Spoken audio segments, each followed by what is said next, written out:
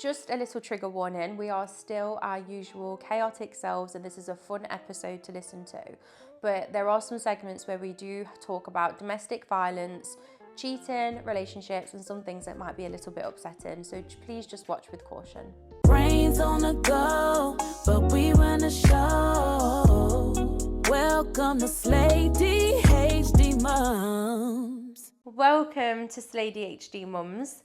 This podcast is not just for the mums and it's not just for the ADHD diagnosed. This podcast is for the boys, the girls, the they, the thems, the gays, the straights, the maths and the femmes. Sam, time for some disclaimers. Disclaimer, we are not parent advice, we are not medical advice, we are just talking our own experience. Yes. Excellent. So welcome. This week, I know, to start off with, let's talk about, what is it? RSD? RSD. Rejection. So it's rejection sensitivity dysmorphia. Okay. Isn't it? So if you don't know the term, so basically it's of how us ADHDers are so sensitive to rejection. Yes.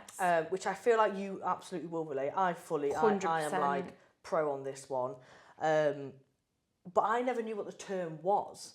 Like until I read it on an Instagram post and heard it on a I think it's ADHD chatter podcast, and I was like, oh, that's what that is. Mm-hmm. So yeah, I mean, I feel like I suffer with that immensely. Like, not even just in relationships, but just in general everyday life. Same. Like, do you know, say if my manager was like, oh, Sam, can I just have a quick chat with you? Mate, in my head, I'm getting sacked. Yeah. That is it. It could just be a 5-minute chat to say, oh, you've done really well. No. There's never anything positive that's going to come from that conversation. You're there with your cardboard box and all your stuff in it. Why are you bringing everything in my room? And in my head, it's like I've got to have done something wrong. It could never be anything positive. It couldn't be that you've done really, really well. Thank you for doing whatever X, Y, and Z. No, it's only ever negative. I've done something wrong, and it's that bad. You're gonna lose your job. You're gonna get sacked. You're gonna lose your job. You're gonna lose your house. You're gonna be homeless. You're gonna have no money. It's ridiculous. And it's just because I want to tell you that you've done really good this week and hit target. Yeah, well done. Yeah, I feel like with me sometimes it's a lot more intense than others, depending on what's been going on.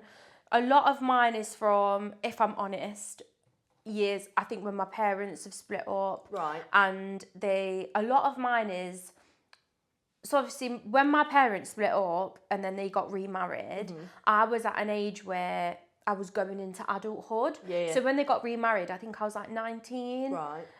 When they got remarried and they was both having family holidays, that has always affected me. Like, I need some more therapy on that because I didn't go on family holidays. Right. Because I was at an age where, like, you want to be out with your pals. Well, no, I didn't get invited. Oh, okay.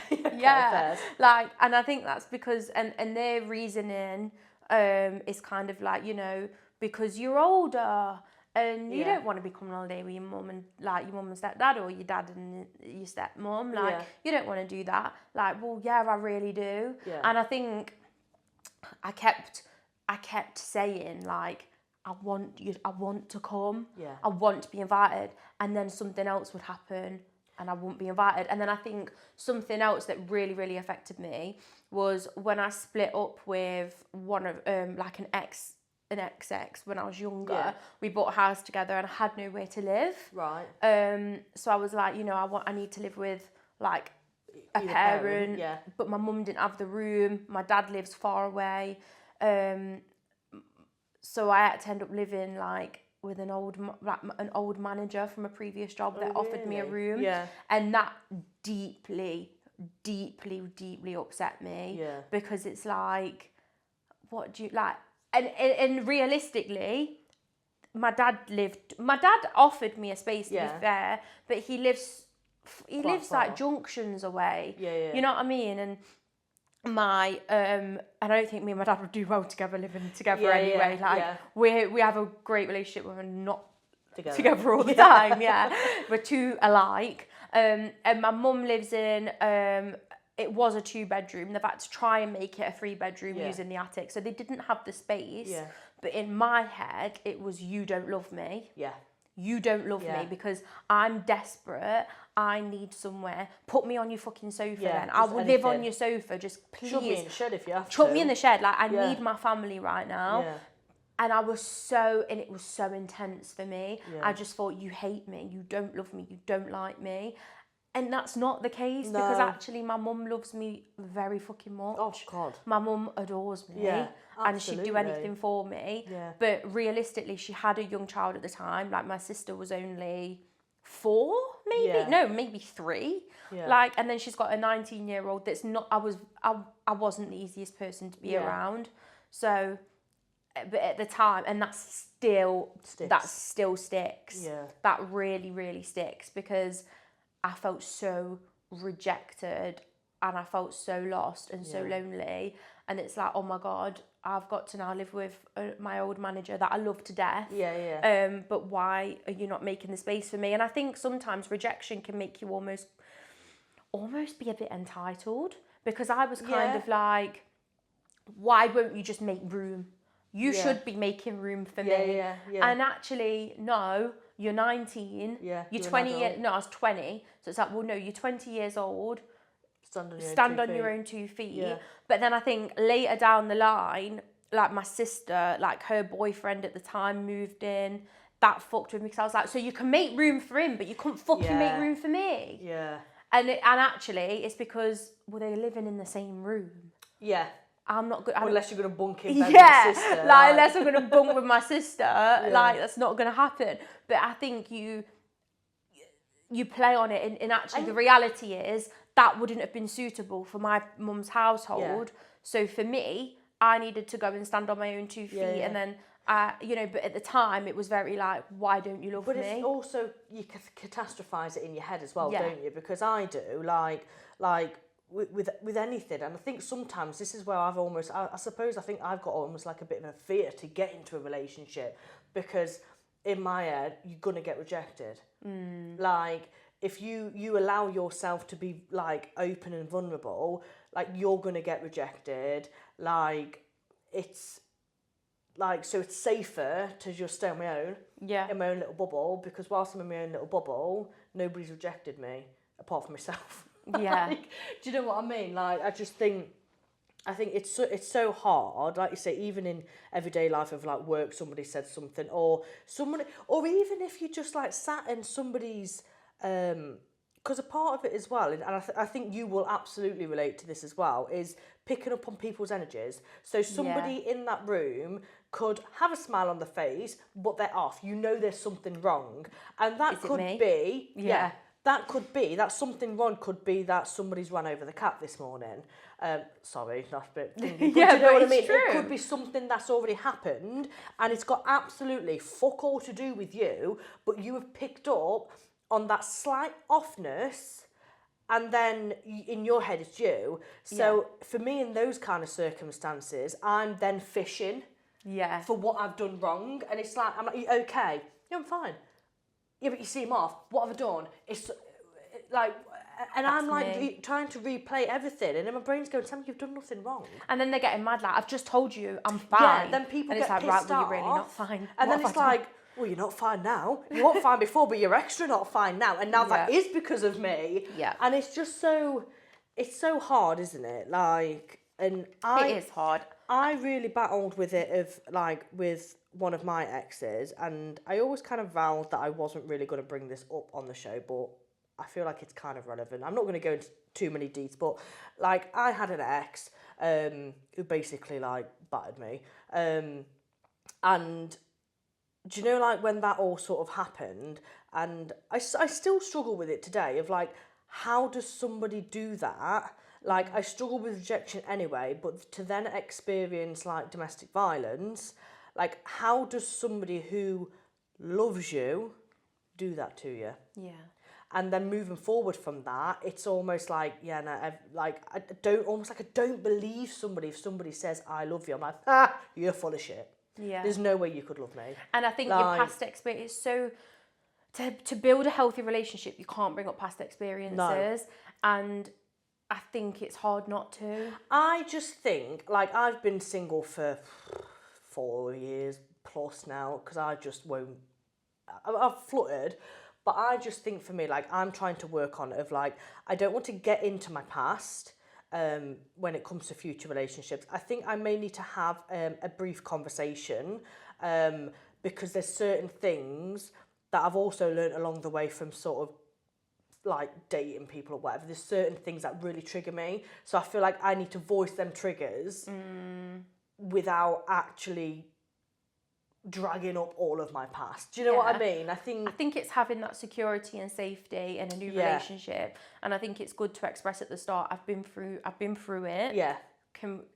There are some things that but there are some things that are going to trigger me. Can you just respect them and just keep them in mind? Like, I think that's a healthy way. I think for me, I'm like, right, but if somebody can respect that I get triggered and you can be calm with me whilst I'm being triggered and listen to me, because I'm getting better where I if I'm triggered, I can now voice that, whereas before I wouldn't. I would just flip out, I'd kick off, I'd go punch a door, punch my washing machine and break it, and then get pissed off because I broke my washing machine. I'm getting a lot better where I can now voice it and I can say, look, I feel really triggered right now. I just need a bit of space. And if you can listen to me and talk to, like, not even talk to me, but if you can just listen to me, because I will always explain it why, but I think sometimes if people aren't willing to listen, what the fuck are you meant to do? Yeah. You're absolutely right. And I think it is really hard once you've been through, I mean, I've not been through what you've been through, but I think once you've been through that, I mean, I have been cheated on. That's something to come. Still betrayal, it's still betrayal. It's something, that will forever. You try not to fucking let it rule you. But I do. Even little things like I've put £6 on since Christmas, right? And I am on this, and I'm scared that this is not that is not gonna hurt. Like, he's not gonna cheat on me. Yeah. And I'm like, God, if I get fat, am I not going to be good enough? And am I going to get cheated on? Like, well, no, stop. No, because he loves you for you. He loves me for me, but it's something that does play on your mind, because if something has happened before in any relationship, the one that you're in now, things do sometimes still a little bit play there, on your mind, isn't it? And I think it's good to voice it. I think it's good to have, an open conversation, but you don't have to get into it. Just let them be aware. No, you don't need to go into every fine detail, do you? At the end of the day, like, for me, I think, like, the past.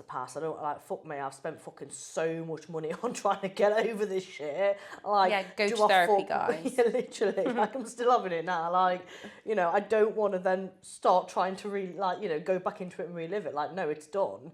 What's done is done. It is what it is. But I just think you've got to move forward. You've got to move forward, and these things do come up in relationships and future relationships. You do have to sometimes. I think that whoever you're in a relationship with just needs to understand that sometimes you need extra reassurance, a little bit of extra TLC, extra care, a little bit of extra love, because we've been through it. Yeah, and I think if they can understand that and don't sit and think, oh, fucking hell, she's dead needy. Do you know what I mean? Because I think sometimes it can, because I need a lot of reassurance. Yeah, I do. And it's not that I need somebody to, for me, I need the reassurance in people's actions and how you are. I don't need you to sit there and be like, oh, you're dead, you're beautiful, I love you. Blah, blah, blah. I don't need the words, I need the actions. Yes. Because words to me mean fuck all. Yeah. It means nothing. The words I love you, nah, mate, write on a piece of paper, throw it in the fucking bin, it means nothing. Like, you need to I need to see it. Do you know what I mean? And feel it, not just hear it, because words are just... Anyone can say, I love you. Yeah. Show me then. Yeah. Like, and not show me of, like, buy me things, but just make me feel loved. Yeah. And safe time and secure. Time is a big thing. Like, yeah. If the football match is on, but we haven't had a date night in 4 weeks, and actually we're kid-free on the night that a football match, your team are playing... Can you just put that to the side, because we haven't had a date night for a month, and it's the only night the kids are away. So let's do that instead, and show me that that's like a love language to me. Like, give me time. Time is a big thing for me. Yeah. That's why, honestly, for like Christmas presents and things like that, I will buy you a ticket to do something with me. This is what I or do. To do with friends. Yeah. Because time, don't buy me loads of fucking presents that don't mean anything to me. No.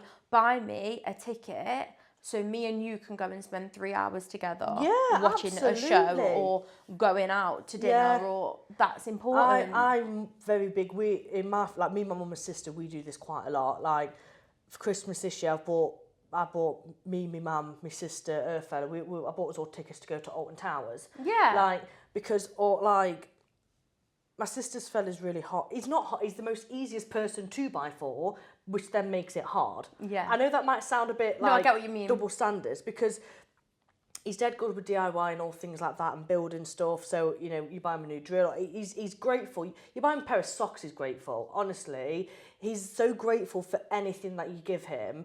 But I'm like, well, I don't want to just buy you a new drill bit. Like, I know you're going to be dead chuffed with it. But, so this year I thought, fuck it, let's all go to Alton Towers. And the kids are like, are we coming? I'm like, no, hon, this is an adult only day. Bye-bye. So, yeah, but we quite often, like, we often like will buy each other theatre tickets or whatever. And I love that. I love seeing family time. Like, my mate, so if she's out doing something, her sisters are not too far behind. She's always out with her husband and her mum and her sisters, and like, you know, they went to like Tattershall Lakes the other day, and her dad, like, I wish my family did shit like that. It's just, everyone's so busy, like, you know, my sister's at an age where she's got 3 nights a week in clubs. Yeah. But do you know how much? And I think that's why I'm so grateful now that I have got my own kids, because I can do that. I can do that with my kids. Yeah. Like, my mum and dad have always provided. They've always been amazing parents. We've been on, when I was a kid, loads of holidays, loads of days out. But then as I got into my teenage years, I noticed that they started, I'm the oldest by like nearly 10 years. Right, okay. So I noticed that started to happen. All that energy was kind of gone into the younger ones. Yeah. And I was kind of, do you know what I mean? Yeah. Not intentionally. No. I just felt like I was a bit like over there, and they had their time with the kids, because it's the kids' time now. Like, because you're an adult now. But I still want that. Yeah, I must admit, I've sometimes had conversations with my dad, and he's very much, my dad's dead busy. He works ridiculous hours. He's a chef, so he doesn't get a lot of time to himself. But my dad will sometimes say, but like, when I've said, if I say, well, I don't really speak to you that often, like, and we don't. But I've got a busy life. He's got a busy life, and it doesn't really bother me so much now. I've kind of just like accepted it. But I remember once my dad saying, yeah, but you're an adult now. You've got your own life, and I'm like, Dad.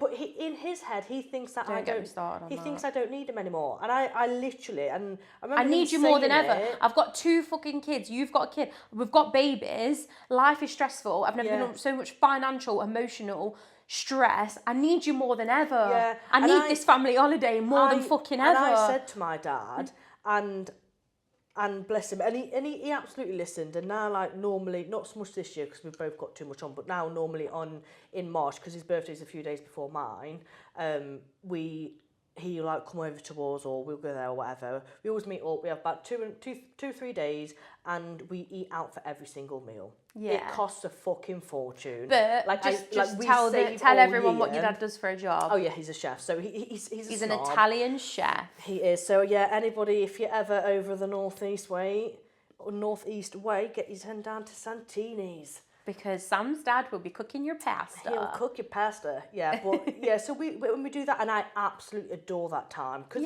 he's up the northeast and we're here, so we probably see each other once or twice a year. So, and I absolutely adore that. Like we went over in between Christmas and New Year, and my dad took days off work. And it doesn't. And that's not like your dad, though, is it? Well, no, because he works. The restaurant 7 days a week, so isn't he? much. Sometimes he has been at times, or at least 6 days. But they sort of rely on him so much. So yeah, so he took days off, and it was amazing. Loved it. But this all came from because we had this conversation. I said, I was like, Dad, just because I am an adult does not mean that I don't need you. You are my dad. Like, I will, and it makes me a bit teary. I think, like, I will always need you. Always. Like, you and me mum. Like, fucking hell, just because I'm an adult don't mean that I don't need you anymore. It's so frustrating, isn't it? And I will never, ever, ever, I swear I will fucking die before I ever say to my kids, you're an adult now. I'll fucking die before I ever say that, because them words will never, unless they're like in their 30s and still living at home, like, come on kid, like, you're an adult now, fuck off and buy, fuck off, I'll help you, I'll pack your case. But if they ever need me or need to come back home, I will fucking die before I say no, because I know I know how I'm just not going to do it. No. I'm never going to do it. My dad doesn't ever, not in the sense of like, you can't ever come here. Because, if I ever said, Dad, I'm being kicked out, I've lost my ass, he'd say, I'm coming to pick you up. Yeah. He absolutely, anytime I ring him and I say, Dad, I need you, he's straight God, there. mate. My mum, every time I ring her, picks up that phone unless she's on a work meeting. Yeah. And she will ring me straight back. She's always there. I just think at the time, it's all right. I just think at the time it was very like, this is the situation. And when you look back, it's like, you couldn't, of course, you get it, I can't just move in. Like, you can't just take me back. Do you know what I mean? Like, I'm 20 years old. Like, I can't just fucking hop back to my mum's and I get it now. As an adult, you understand it. But at that time, it's like, it's a whole different ballgame. It's like, rejection. Literally rejection.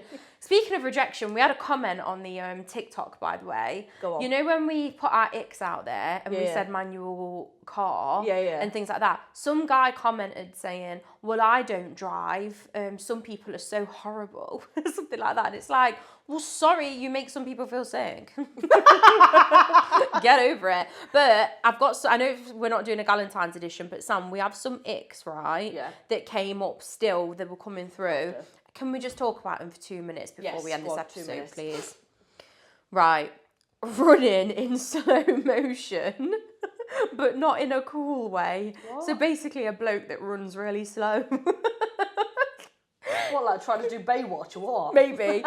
Jumping to grab the top of a door frame whilst walking through the door. Why do people do that? I can picture it as well. Like they're walking through the door and they just jump and tap the door frame. Right, oh no. Saying, let's rock and roll, unironically, I say that. I say that. Right, let's rock and roll. Yeah, I'm not, that's not an ick, mate, nah. I'm not icking on myself, no chance. Clapping when the plane lands. Yeah. What's your view on that? I'm not going to judge you, but I'm not going to fucking participate. Do what you want. I mean, I'm not a clapper. I can't say I clap. Using 3-in-1 shampoo, body wash, toothpaste, lol. What? I think they're exaggerating. But using a 3-in-1. No, because of training as a hairdresser, this infuriates me because this doesn't fucking work. Yeah, Sam's a hairdresser by trade. Like, it doesn't fucking work. How can something that is washing your hair condition your hair at the same time and wash your arsehole? Nah, mate. Yeah, fair enough. I'm not here for it. I need separate. Right. Sucking fingers after eating food. Kid's dad does that. He'll eat his food and then he'll... Right. It's disgusting. Right, do you know what, Nana, do you know what though? I'm going to throw it out there. There's one exception. Don't say chicken wings. No. What? A bag of Wotsits. Ooh. That's an exception. If you've had a bag of Wotsits and you've got dead cheesy fingers, you don't tell me you don't eat your fingers, mate. I used to work with a woman, Alison. I don't think you'll ever listen to this, but if you are, I love you. And she used to eat Wotsits with a fork. I know, she used to bring Wotsit in. She used to eat it with a fork because she didn't like the feel of it on her fingers. Now, mate, you've got to get the cheesiness. Type in he. He. No. Ha-ha! That's not he.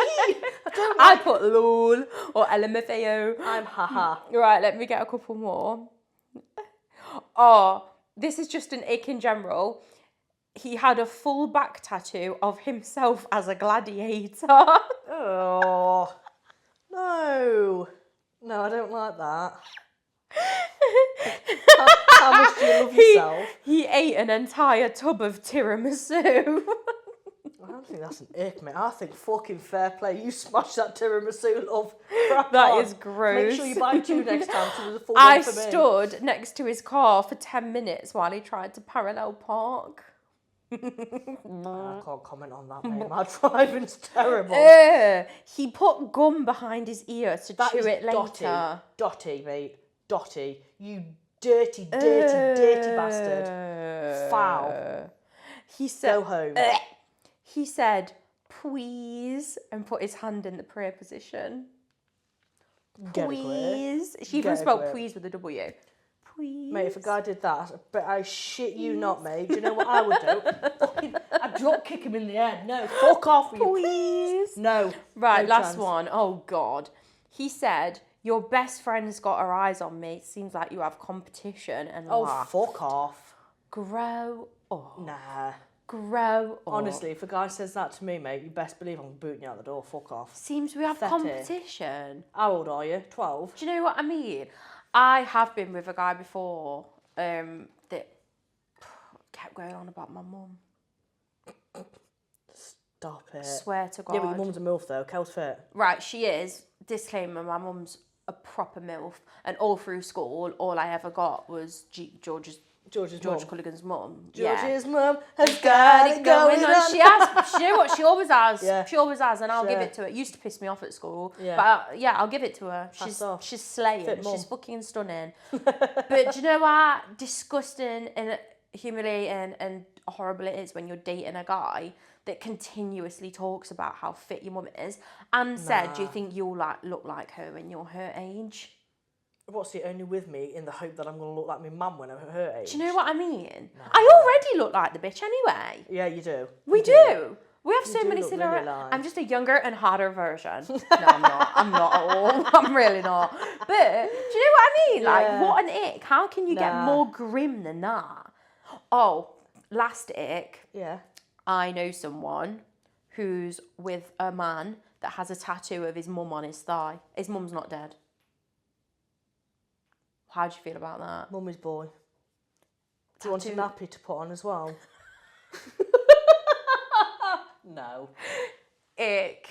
I would never. Imagine honestly, doing the... To be honest with you... And it's on, and all you see is their mum. Mate, can you imagine? No. Oh, hello, Silla. How you doing there? Doing your thing and you just keep making eye contact with fucking Karen. Like, oh, no, horrible. Mate. Nah. Horrible. I know. What a place to have please, it. everybody, if you're listening, please keep sending us these icks and dating They're disasters quite funny. because they're so funny. They're funny. I know they've got nothing to do with like the ADHD and the mum life, but we hadn't even spoke about mum life really in today's episode. No, actually, but keep them coming because they're so funny and they're so entertaining. Mum life with our mums. Ish. Yeah, without daughter life. Element of we should bring our mums on this podcast. Mate, first guest episode, bring it with the mums. Shall we do it? Shall we bring our mums in and ask them what it was like raising us? And we're going to get their view on our rejection. Yeah. And, you know, when we felt rejected. Let's get their view on it. And you can all see how sexy our mums are. Let's get Shell and Kel on board. Let's get Shell and Kelly here. Yeah, let's do it. I think we should ask them. Should we do that for next episode? Oh, well, if if they'll get on camera. I reckon my mum would. I'm not sure about mine. She puts a telephone voice on, it's jarring. Because my mum, honestly, my mum actually talks like this. My name's Kelly. But on the podcast, she'll probably go, hi, I'm Kelly. I'm George's mother. But in true life, she's like, put on the telly.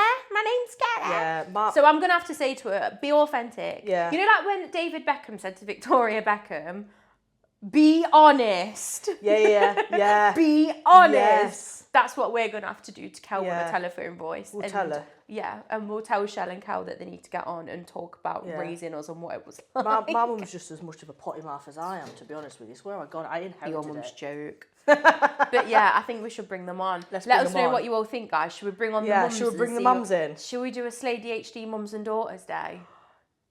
Mums and mums. Mums and mums, let's do it. Let's do it. Well, thank you everybody for listening to our chaotic episode today. Yes. Please subscribe to us on YouTube, like us on Spotify, give us a follow on Instagram and TikTok. Yes, absolutely. And keep blowing us up. Thank you so much. Let's go. Thank you very much. Slay.